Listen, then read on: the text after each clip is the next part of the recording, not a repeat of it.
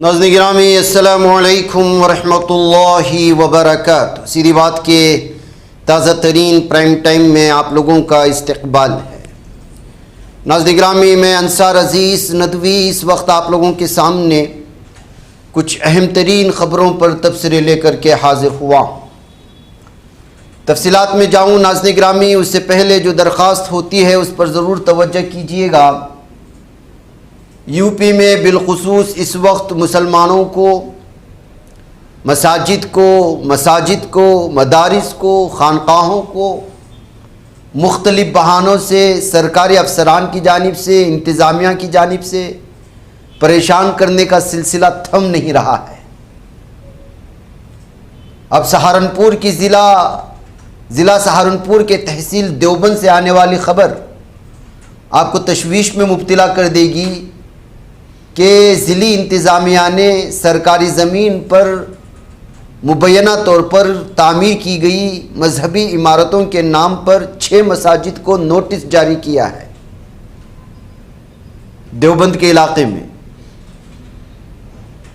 इस इक़दाम के बाद मकामी मुस्लिम आबादी में तशवीश पाई जा रही है कि किस तरह यहाँ की हुकूमत खोज करके मसाजिद को निशाने पर लेने की कोशिशें कर रही है।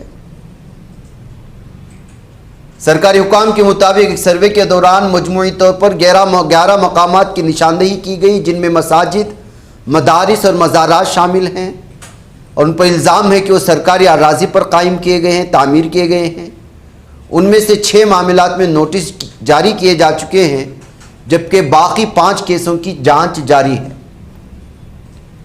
इंतज़ामिया ने मुतल्लिका अफराद को 15 दिन के अंदर मुबैना गैर मजाज तामीरात हटाने की हिदायत भी जारी कर दी। हुकाम का मानना है कि अगर मुकर्ररा मुद्दत में कार्रवाई ना की गई तो कानून के मुताबिक मज़ीद इक़दाम करते हुए ज़मीन का कब्ज़ा हासिल किया जा सकता है। नोटिस मौसूल करने वाली इबादत गाहों में नगल थाना के तहत वाक़े पेंडोली गांव की मदीना मस्जिद भी शामिल है। मकामी बाशिंदों के बयान के मुताबिक तकरीबन 35 साल कबल खदर की ज़मीन पर यह तामीर की गई थी। देहातियों का मानना है कि मस्जिद की तामीर से पहले यह जगह कचरा फेंकने के लिए इस्तेमाल में आती थी। बादज़ा मकामी लोगों ने इलाके को साफ़ रखने और गंदगी से बचाने के लिए वहाँ ये मस्जिद तामीर की थी। एक मकामी रिहाइश ने बताया 3 दहाइयों से ज़्यादा अरसे तक किसी ने कोई एतराज़ नहीं किया। यहाँ बरसों से लोग सुकून के साथ नमाज अदा करते आ रहे हैं। मकामी अफराद का कहना है कि मस्जिद महज एक इमारत नहीं बल्कि गाँव की मजहबी और समाजी ज़िंदगी का एक अहम हिस्सा बन चुकी है। इंतज़ामिया का कहना है कार्रवाई किसी मखसूस मजहब या बरादरी के ख़िलाफ़ नहीं बल्कि सरकारी अराज़ी पर मुबैना तजावुज़ात के ख़िलाफ़ जारी मुहिम का हिस्सा है और तमाम मामलात कानून के मुताबिक देखे जा रहे हैं, ये कहते हुए नोटिस जारी की गई है। तो ये सूरत हाल है नाज़रीन गिरामी। इंतज़ामिया और सरकारी जब भी नोटिस जारी करते मसाजिद के ख़िलाफ़ तो आप जानते हैं अगर इसी तरह सरकारी ज़मीन पर बने हुए इबादत गाहों को निशाने पर लेने की बात ही हो रही है और यूपी में जितने मंदिरों की अगर सर्वे की जाएगी तो कितने मंदिर ऐसे निकल कर के आएंगे आप अंदाज़ा लगा सकते हैं। तो जाहिर सी बात है कि किसी मंदिरों को तो इस तरह नोटिस नहीं भेजे जा रहे, उनके खिलाफ कोई तहकीक तो नहीं हो रही है। सिर्फ मसाजिद को नोटिस भेजे जाते हैं और जब सवाल उठाए जाते हैं कि मखसूस मज़हब को निशाने पर लिया जा रहा तो वे कहते हैं कि नहीं, हम तो सरकारी ज़मीन पर होने की वजह से नोटिस जारी की गई। ऐसे हज़ारों लाखों मंदिर होंगे, देखते ही देखते रातों रात मंदिर बन जाते हैं, तो उनको भी नोटिस भेजने की हिम्मत करें तब पता चलेगा। बहरकैफ नाज़रीन गिरामी, ये सब एक तरफा कार्रवाई कहते हुए सोशल मीडिया में इस खबर के आने के बाद ये तबसरे शुरू हुए हैं। कलकत्ता हाईकोर्ट ने मगरबी बंगाल की साबिक वज़ीर आला ममता बनर्जी की क़यादत वाले तृणमूल कांग्रेस को बड़ी राहत देते हुए पार्टी के मुंजमद किए गए 3 बैंक अकाउंट से रोज़मर्रा के अखराजात के लिए रकम निकालने की इजाज़त दे दी है। अदालत ने इस अमल की निगरानी के लिए खुसूसी अफसर भी मुकर्रर किया जो 30 सितंबर 2026 तक अपनी जिम्मेदारियां अंजाम देंगे। ये तीनों बैंक अकाउंट्स 18 जून को बुधान नगर पुलिस कमिश्नरेट के साइबर क्राइम पुलिस स्टेशन में दर्ज एक शिकायत के बाद मुंजमद कर दिए गए थे, यानी बदले की कार्रवाई हो रही है। ये सब चीज़ें आप लोग बेहतर अंदाज में जानते हैं। नाज़रीन गिरामी, हिंदुस्तान में असरी सैटेलाइट फ़ोन लॉन्च हो चुका है। मोबाइल नेटवर्क के बगैर भी ये काम करेगा बताया जा रहा है। सरकारी टेलीकॉम कंपनी भारत संचार निगम लिमिटेड BSNL ने एक नया सैटेलाइट फ़ोन लॉन्च किया। जो ऐसे इलाकों में भी काम करेगा जहां मोबाइल नेटवर्क दस्तयाब नहीं होता। इस फ़ोन की कीमत और खुसूसियात भी सामने आ चुकी हैं। इसका मकसद ऐसे दूरदराज इलाकों में भी राब्ते की सहूलत फराहम करना है जहां आम मोबाइल नेटवर्क बिल्कुल दस्तयाब नहीं होता। टैक्स समेत इस फ़ोन की कीमत इस वक्त 1,34,167 रुपये बताई जा रही है। आम स्मार्टफोन के बरस ये फ़ोन मोबाइल टावर्स पर इन्हिसार नहीं करता, बल्कि बराह रास्त मस्नूई सैयारों सैटेलाइट के ज़रिए काम करता है। ये हैंडसेट बैनुल-अक़वामी सैटेलाइट नेटवर्क फराहम करने वाली कंपनी इनमारसैट के ताउन से BSNL ने तैयार की है। मुल्क के किसी भी दूरदराज इलाके में जहां मोबाइल टावर मौजूद ना हो, बराह रास्त वॉइस कॉल की जा सकती है। तूफ़ान, ज़लज़ले या दीगर हंगामी हालात में जंगलात, पहाड़ी इलाकों, ऐसे मकामात पर जहां मोबाइल नेटवर्क नहीं होता, ये फ़ोन राबते और इमरजेंसी मदद फराहम करेगा। इस तरह की जो है इस वक्त इसकी तफसीलात आई हैं और लंबी मुद्दत तक चलने वाली बैटरी का भी जो है इसमें तैयार किया गया है। मजबूत डिज़ाइन के साथ सख्त मौसमी हालात बर्दाश्त करने के लिए भी तैयार होती हैं इनकी बैटरियाँ, और भी बहुत सारी तफसीलात इस सिलसिले में सामने आई हैं। नाज़रीन गिरामी, एक तरफ मौसम देखिए, गर्मी की शिद्दत से किसी मुल्क में लोग मरते हैं तो कहीं सैलाबी सूरत हाल की वजह से मर रहे हैं। भारत के मुख्तलिफ खबरें हमने आज सामने रखी। जुनूबी चीन में सैलाब से 39 अफराद जाँ बहक हुए हैं।